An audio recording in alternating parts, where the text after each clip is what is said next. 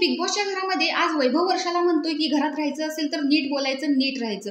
तर तो असं का म्हणतोय हे बघूयात चला. तर इकडे सगळे बोलत असतात आणि निखिल म्हणतो की सगळे सगळ्यांशी हसून खेळून नाही बोलू शकत. त्यावरती निकी म्हणते की बोलू शकतात की मॅम बोलतातच की सगळ्यांशी.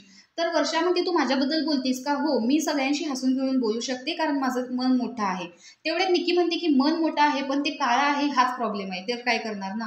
त्यावर वर्षा म्हणते की जर नजरच काळी असेल तर सगळेच काळे दिसतात. माझी नजर चांगली आहे त्यामुळे मला सगळे चांगले दिसतात. तेवढ्यात तिथे वैभव पडतो की नाही तुमची नजर चांगली नाहीये. तेवढ्यात निक्की म्हणते की त्यांची नजर याआधी पण कधी चांगली नव्हती. तेवढ्यात वर्षा टोमणा मारते की म्हणूनच मी तुला निक्कीचा अंधभक्त आहे असं म्हटलं. त्यानंतर सगळे किचनकडे जातात आणि तिथे यांचं भांडण सुरू होतं. तर इकडे वैभव बोलायला सुरुवात करतो की तुमची नजर चांगली नाहीये. तेवढ्यात अरबाज देखील बोलायला सुरुवात करतो. तर वर्षा म्हणते की मी पहिला याचं ऐकते. तर अरबाज सांगतो तुम्ही डिफरन्शिएट करता. ज्यावेळेस तुम्ही ते लोक भांडत असता त्यावेळेस त्यांच्या बाजूने तुम्ही आमच्याशी भांडता, पण आम्ही भांडतो त्यावेळेस तुम्ही आमच्या बाजूने नाही बोलत.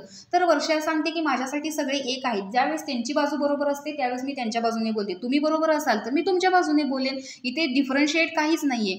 तर जान्हवी देखील त्याला बरोबर आहे असं म्हणून सहमत करते. तेवढ्या तिथे वैभव येतो आणि मगाशी जे तुम्ही शब्द वापरले ते जपून वापरायचे. एकदा माझं टाळकं सटकलं ना मग काही खरं नाही असं तो सांगत असतो.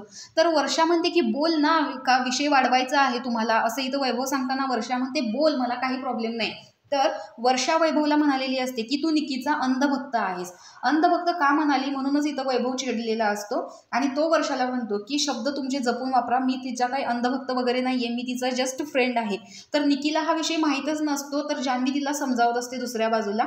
म्हणून मी यांचं मन काळं आहे असं यांना सतत म्हणत असते. मन मोठं असून उपयोग नाही असंच मी इथं सगळ्यांना सांगण्याचा प्रयत्न करते, पण तुम्ही लोक माझं ऐकतच नाही. तर वर्षा सांगते की ज्यावेळेस माझा माईक विसरला त्यावेळेस तू खुन्नसपणे हसलास, पण ज्यावेळेस निकीचा माईक विसरला त्यावेळेस तू खुन्नसपणे नाही वागलास.